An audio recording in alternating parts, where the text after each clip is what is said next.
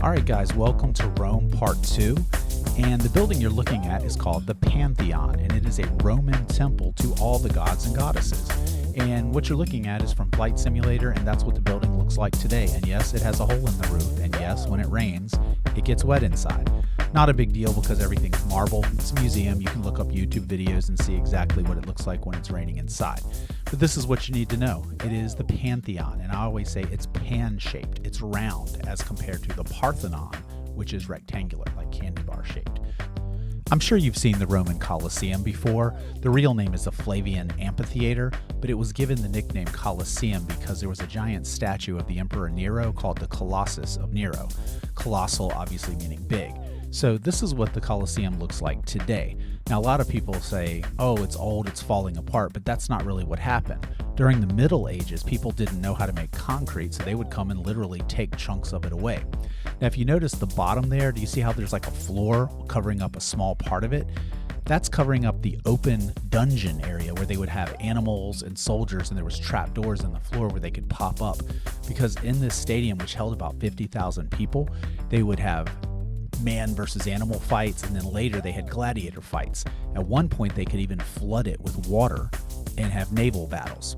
Now if you look at the area I'm zooming in on now, notice how it has a curved area that looks kind of like the Colosseum. That's the Ludus Magnus. That is where gladiators trained, and that's something they found a few years back when they were digging, building the city. And now it's an archaeological site, but they had like a mini Colosseum right beside the big one so that gladiators could train. Secret tunnel going to the Colosseum, and kind of cool if you think about it.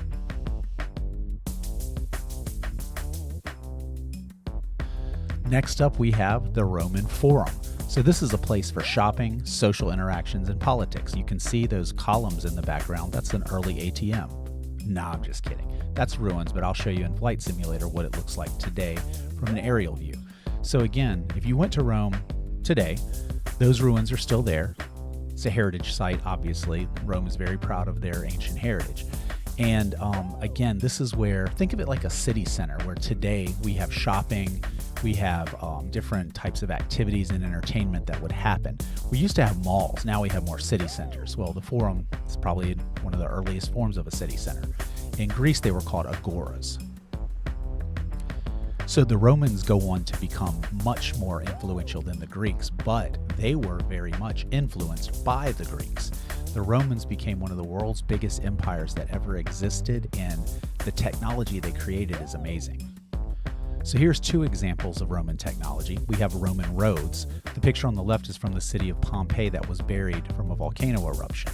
Their roads are very similar to how we build roads today, but obviously we have a little bit better materials because of our technology is more advanced. But over on the right, that's a Roman aqueduct. Now you know aqua, water, like Aquaman. I mean, come on now, I know you've heard of Aquaman. So anyway, arches are what makes up that aqueduct. An arch is a type of technology where what it is, instead of building a wall, you're saving building materials. So you are using less of those materials. Now, once again, to Flight Simulator, this is an actual Roman aqueduct that's still there today. So the whole point of the aqueduct is the water in the mountains. You know, at the top of the mountains there's snow, the water runs down the mountain.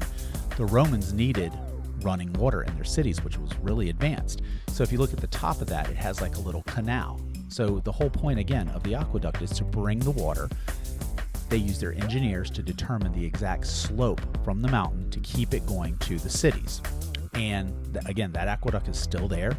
Now, at that time, the top part, that little duct in the very top, it would be covered so that dirt, leaves, and things like that wouldn't get into it. But again, these things have lasted over 2,000 years and they're still there. It's incredible. For your purposes, you're likely to see test questions about what the purpose of an aqueduct is. It's to move water to the cities. I'll show you a test question here in a few minutes. But another point about the aqueducts as well is they have the arches. So sometimes you could see examples like the Colosseum also had arches. Again, it's to save materials. The arch supports the weight that's up above it, so you have to use less materials, which is convenient. That's the whole point.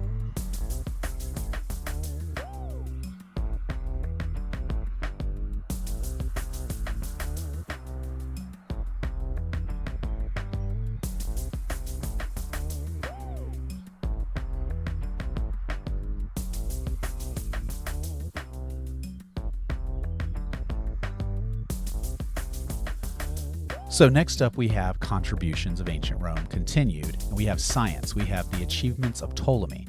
Now Ptolemy does a lot of different things, but the big thing that I guess most people associate with him is trigonometry.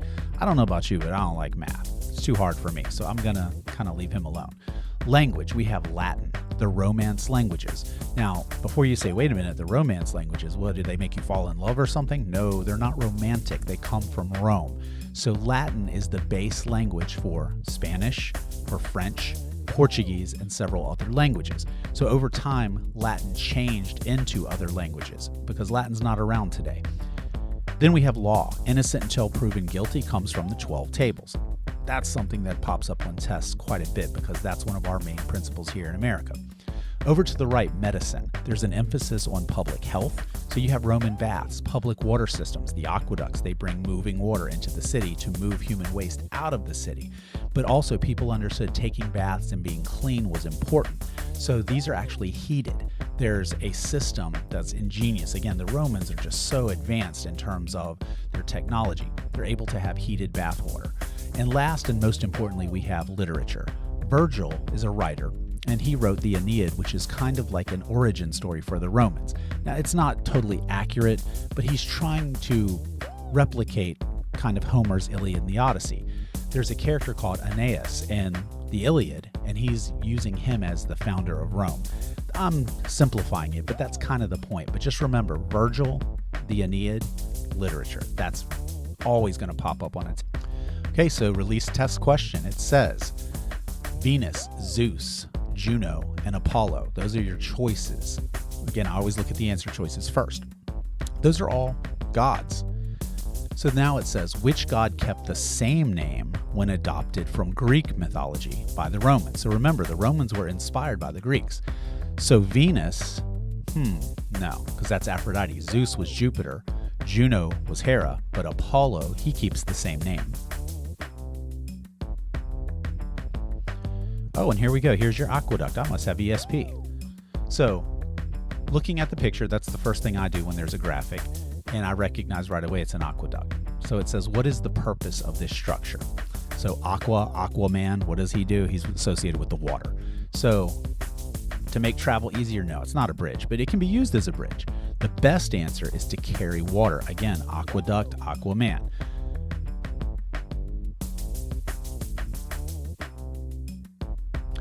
Okay, one more question. We have a big graphic and a map, so I'm using my Where's Waldo. I see the Nike tennis shoe. Oh, and there's the crazy duck, but he's cut off a little bit, but I still see him.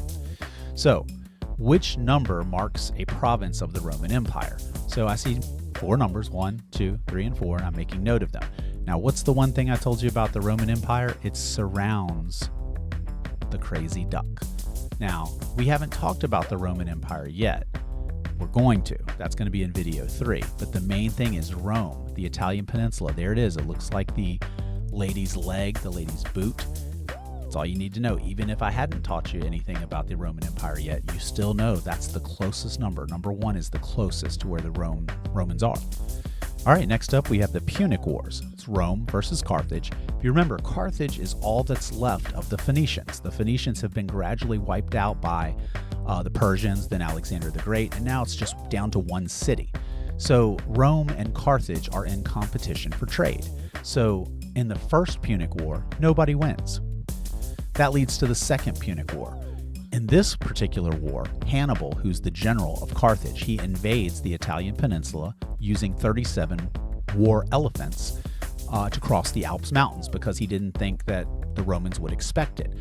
Ultimately, Hannibal never lost a battle, but he couldn't win the war because what ends up happening is the Romans use a strategy called the Fabian strategy where they ignore him. They literally just let him do what he wants to do, but they don't fight back.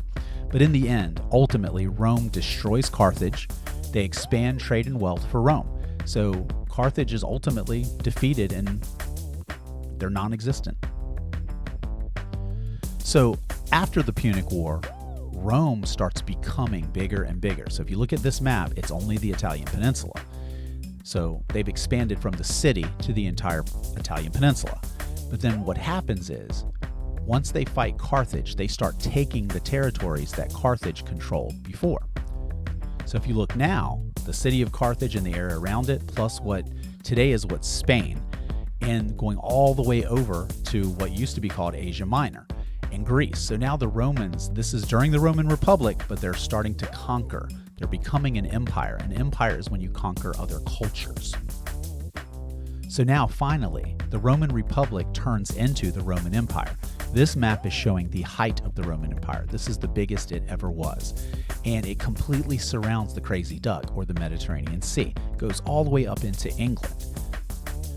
So I said right from the beginning that people get confused about Rome. It's the city, but it's also the Republic, and then later it's the Empire. So we're going to briefly talk about what happens to the Republic, but the next video we'll talk about the Empire. So why did the Roman Republic decline? Well, first off, there's the spread of slavery and agriculture. So what happens is the bigger, or let me say the rich people, buy out farms from the middle class, or the plebeians, the poor people.